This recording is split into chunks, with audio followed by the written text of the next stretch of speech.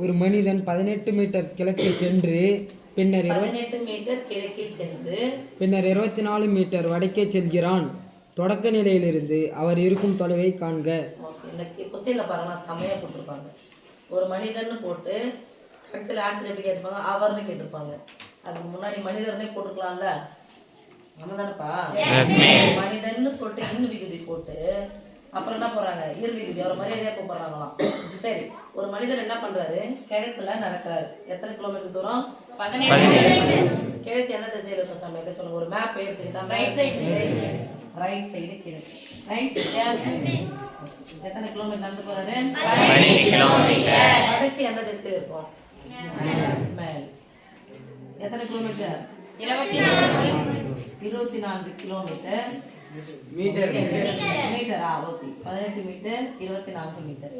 18 metre கிழக்கு நோக்கி போயிட்டார். அங்கிருந்து என்ன பண்றாரு, ஸ்ட்ரைட்டா மேல வடக்கு நோக்கி 24 மீட்டர் நடந்து போறாரு. இப்போ அவர் எங்க இருந்தாரோ அவருக்கும் இப்ப எங்க இருக்கிறாரோ அதுக்கும் இடையே உள்ள தொலைவு என்னப்பா? கடல் தொலைவா? இருக்கும் தொலைவை காண்க. அவர் இருக்கும் அவர் தொடக்க நிலையிலிருந்து இருக்கும் தொலைவை இங்க இருந்து இங்க எவ்வளவு தூரம் இருக்கான்னு சொல்லிட்டு பாக்கணும். இத பார்த்த உடனே உங்களுக்கு என்ன முக்கோணம் ஞாபகம்? செங்கோண முக்கோணம் சொன்னோன்னே எந்த தேட்டம் ஞாபகம் வரும்? சொல்லுங்க. ஒரு செங்கோண முக்கோணத்தின் கன்னத்தின் வர்க்கமானது மற்ற இரு பக்கங்களின் வர்க்கங்களின் கூடுதலுக்கு சமம். செங்கோண முக்கோணத்துல செங்கோணத்துக்கு எது திசையில இருக்குதுன்னு கேக்குறாங்க.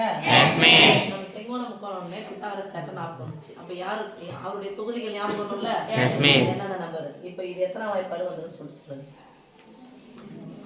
6 வாய்ப்பாடு சொல்லுங்க. 6 வாய்ப்பாடு 3 18 18 4 24. இது 6 6 பொதுவா இருக்கா? இன்டு 6 3 வந்துருச்சு, 4 வந்துருச்சு. யார் வரல? 5. அவ்வளவுதான் சாமி. ஆன்சர் என்னது யார்? 30. வேண்டியதான். இந்த படத்தை நீங்க போட்டுட்டு பித்தாகரஸ் தேற்றப்படி இந்த படத்தை இப்படி போட்டு வச்சுட்டீங்கன்னாவே படத்திற்கு தெரிஞ்சிடும், குழந்தைங்களுக்கு தெரியுது அப்படின்ற விஷயம் தெரிஞ்சிடும். பித்தாகரஸ் தேற்றப்படி அவர் தொடக்க நிலையிலிருந்து அவர் இருக்கும் நிலையா இருக்கும் அவர் இருக்கும் எழுதணும். சரியாமா? எத்தனை metre? 30 metre. P of -1 1.5, 3 1.5, 3 Q of 6 -2 R of -3, 4 ஆகிய புள்ளிகள் ஒரே நேர்கோட்டில் அமையும் என காட்டுக. எத்தனை புள்ளிகள் கொடுத்திருக்காங்க?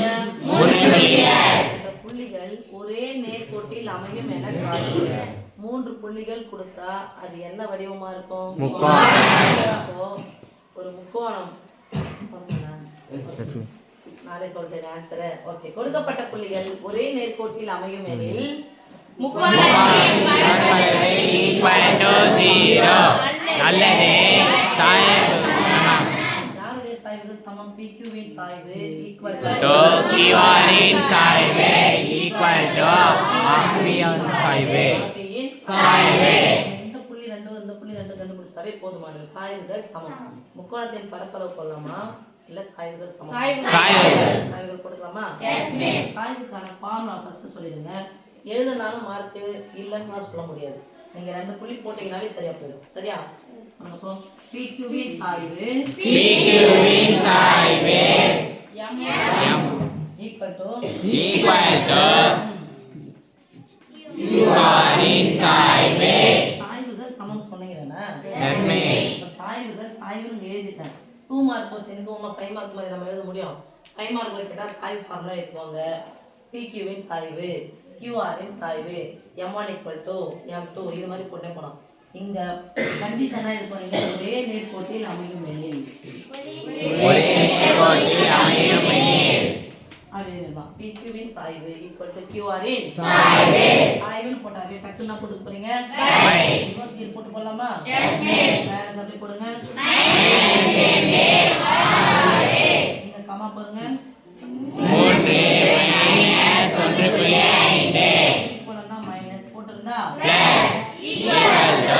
QR இன் சாய்வு 6 ரிவர்ஸ் கீர் போட்டு வாங்க 4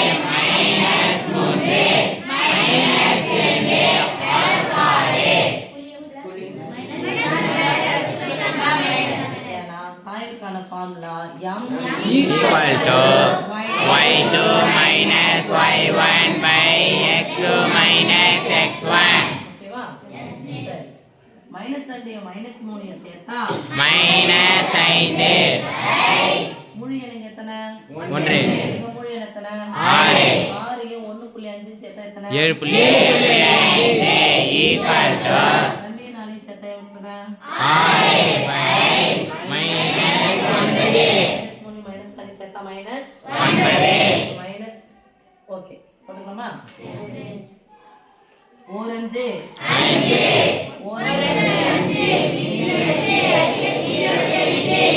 ஈக்குவல் டு ஈக்குவல் டு போறது அப்ப minus 1 by minus 1 by 1 equal to 2 3 3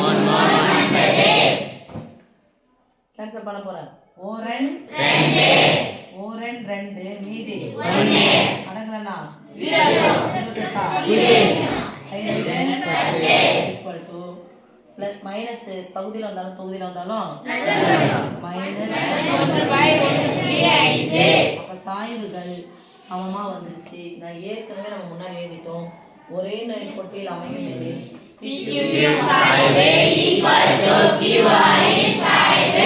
எழுதுறதுனால திருப்பி நம்ம எழுத வேண்டிய அவசியம் இல்ல என்னன்னு போட்டா போதும் நான் இதை காட்டுகன்னு கேட்டிருக்காங்களா நிரூபிக்கன்னு கேட்டுக்கிறாங்களா சரி பார்க்கன்னு கேட்டுக்கிறாங்களா அந்த எந்த வார்த்தை கேட்குறாங்களோ அதை எடுத்து எழுதுங்க ஓகே